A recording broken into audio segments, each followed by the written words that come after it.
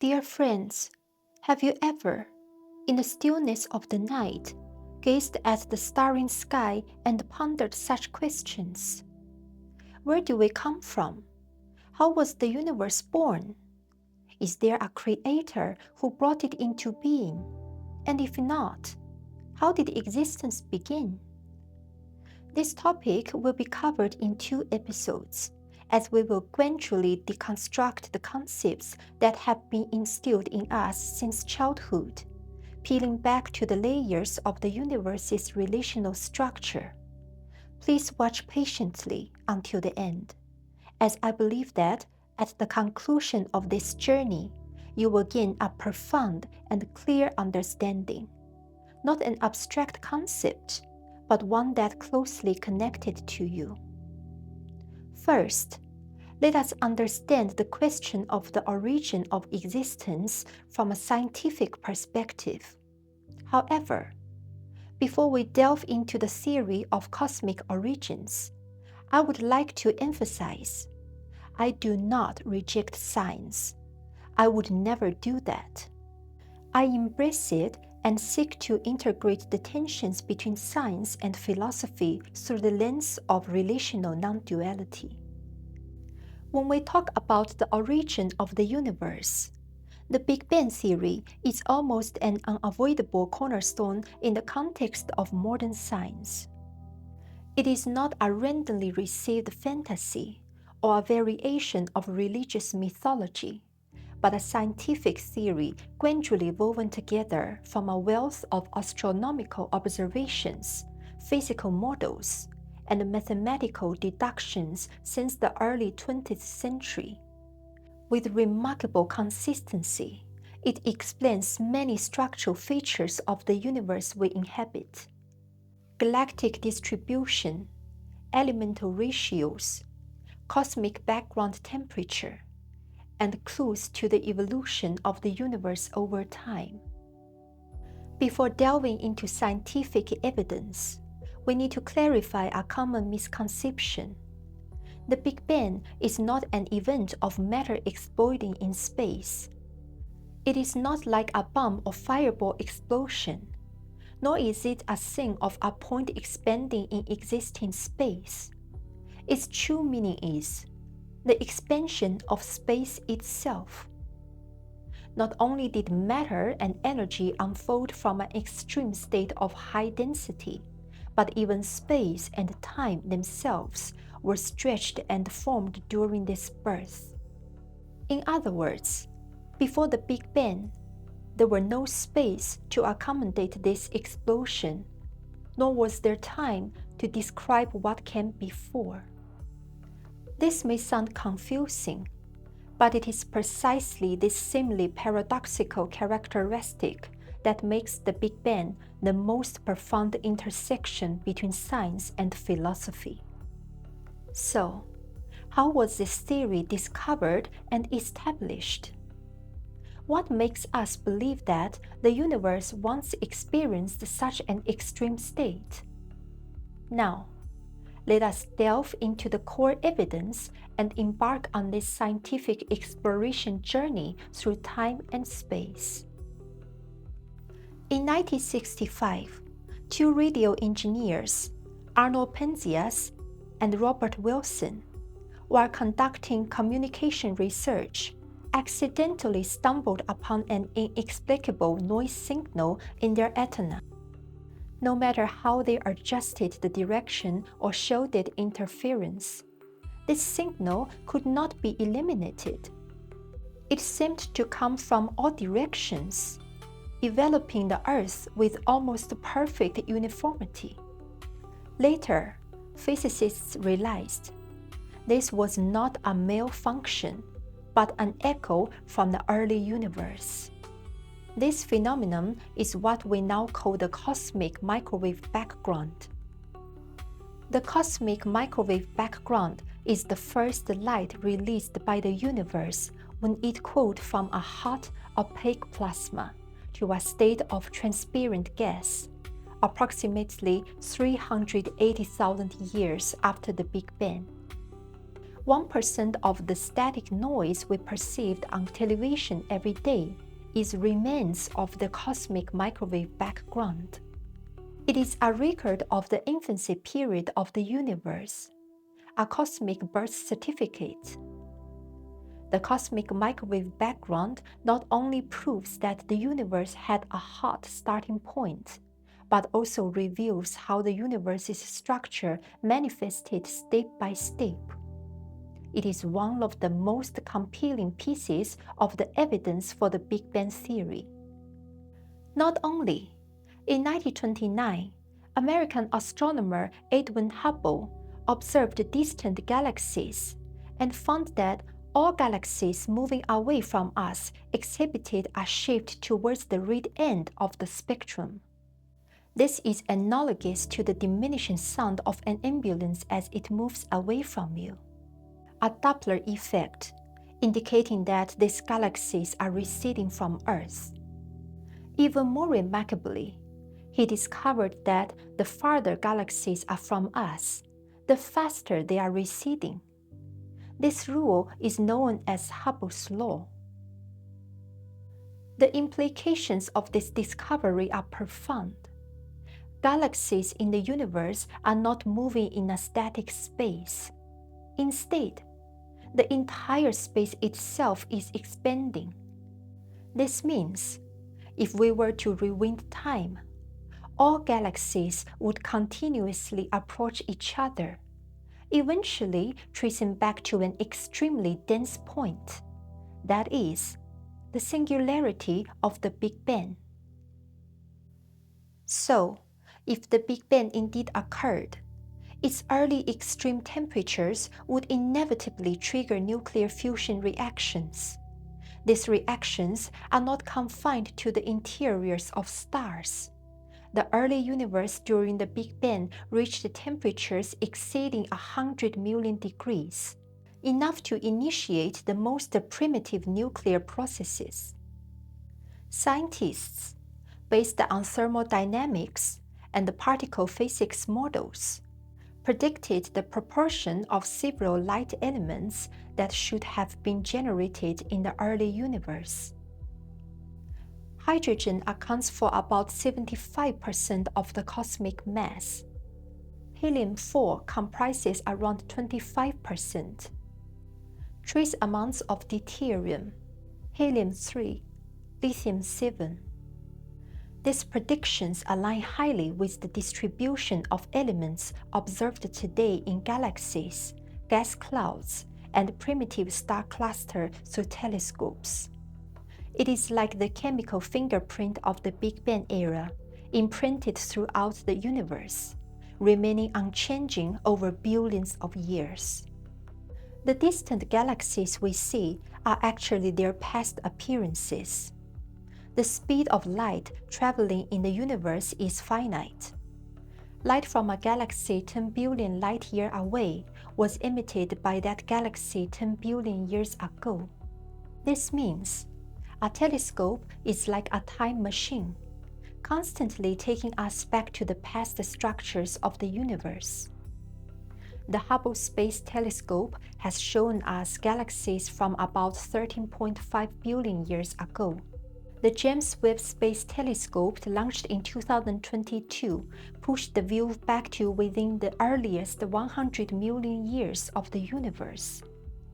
These observations revealed that early galaxies in the universe were smaller, younger, and sparser, once again confirming that the universe evolves and expands gradually, rather than remaining static. The Big Bang reveals several fundamental truths about the universe. Time is not an eternally existing container, but a dimension unfolding with the universe.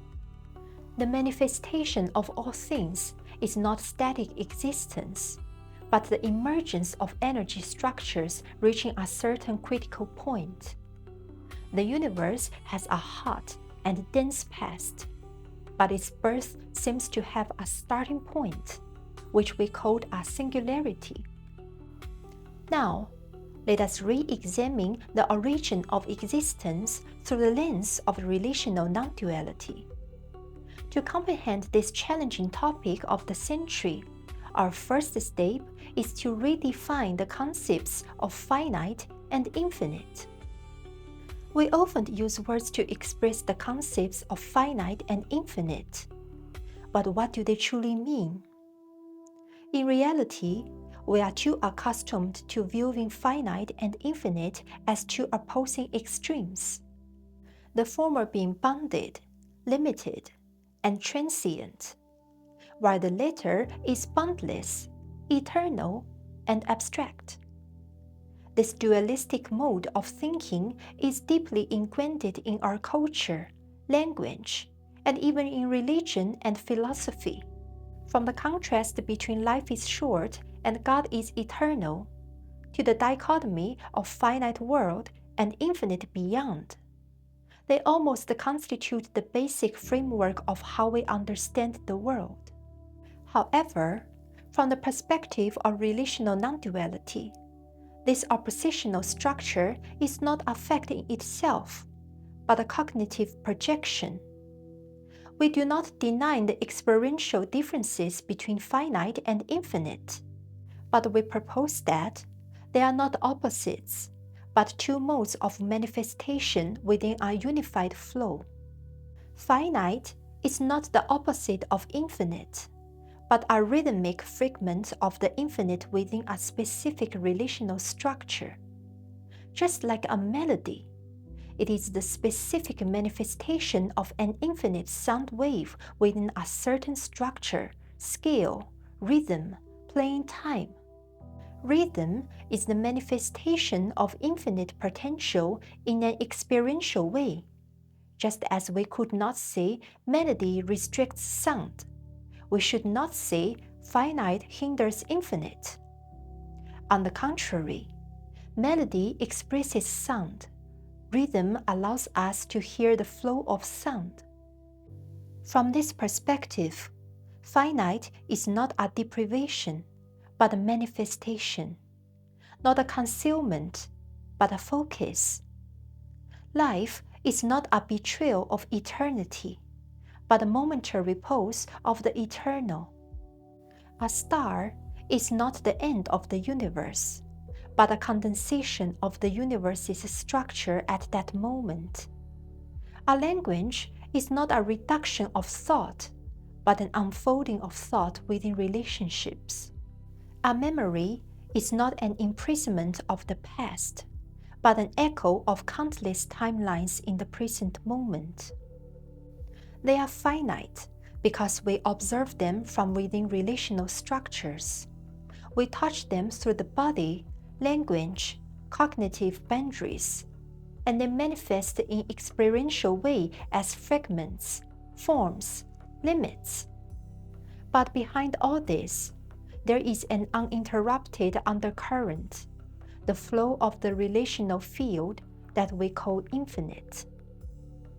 Therefore, we can redefine finite is a local-focused part that can be experienced and responded to within the relational field. Infinite is not an abstract boundlessness, but the potential structure of existence that never stops vibrating. Just as every drop of water is not a fragment separate from the ocean, but a specific resonance of the ocean under certain conditions. Just as every breath is not an isolated event, but a part of the overall rhythm of life. Everything you see as finite is not a lack, but a unique note played by one in a particular relationship. So, when we re-examine the relationship between finite and infinite, no longer viewing them as static opposites, a struggle between boundaries and boundlessness, but placing them within a dynamic, flowing structure, we may discover a new cognitive possibility unfolding. Existence is not a confrontation between is and is not, but an emergence of rhythm, a dance of the continuous tremor of the relational field between manifest and unmanifest. After re-examining the concepts of finite and infinite, we can now delve into the so-called origin of existence. We are accustomed to ask, where does everything begin? This is an instinctive impulse of human thought, and it is a question that philosophy, myth, and science attempt to answer. Plato held that all things originate in the realm of ideas. Religion says everything begins with the will of God. Modern science says everything begins with the Big Bang. But regardless of the answers, there is a common assumption underlying them. Existence must have a starting point. However, this assumption itself may be the root of our misunderstanding of existence. Our insistence on starting points is because we are accustomed to understanding the world as a system composed of individual entities. As mentioned in the previous episode, entities have processes of birth, existence, and disappearance. So we apply this timeline to everything, including the entire universe. This substance ontology tells us atoms are the smallest units that make up matter. They form substance. Individuals are the starting points of existence. They participate in relationships. God, or the Big Bang, is the source of the universe. Everything begins with it. But when this mode of thinking encounters truly complex, dynamic, nonlinear systems, it begins to collapse. It overlooks a key fact. No entity can exist independently without relationships, as we explained in details in last episode. So, let us ponder. If entities cannot exist independently, why do we still attribute existence to some initial entity? Relational non-duality suggests that existence is not something born from somewhere, but a continuous manifestation within the relational field. Everything you see as a thing, from apples to planets, is not a self-sufficient entity detached from relationships, but a focal manifestation of relational tension under specific conditions. They are not self-existent, but manifested within structures. In other words, manifestation is different from creation. Creation presupposes a starting point, a creator, a beginning, whereas manifestation is a continuous crest in a flowing structure, a temporary condensation of relational vibrations, an event of resonance of the field at a particular space-time node. So, we can return to the core question. If existence is only the structural manifestation of relationships, what kind of platform supports this manifestation of relationships? Relational non-duality refers to it as the relational field, which possesses such characteristics. First of all, it was not created at a specific moment, without starting point, origin, or initiator. Because the concept of initiation in itself presupposes time, space, energy, motive, elements that only have significance within the relational field. Any idea of a starting point has already fallen into the manifestation and cannot be used to explain the structure before manifestation.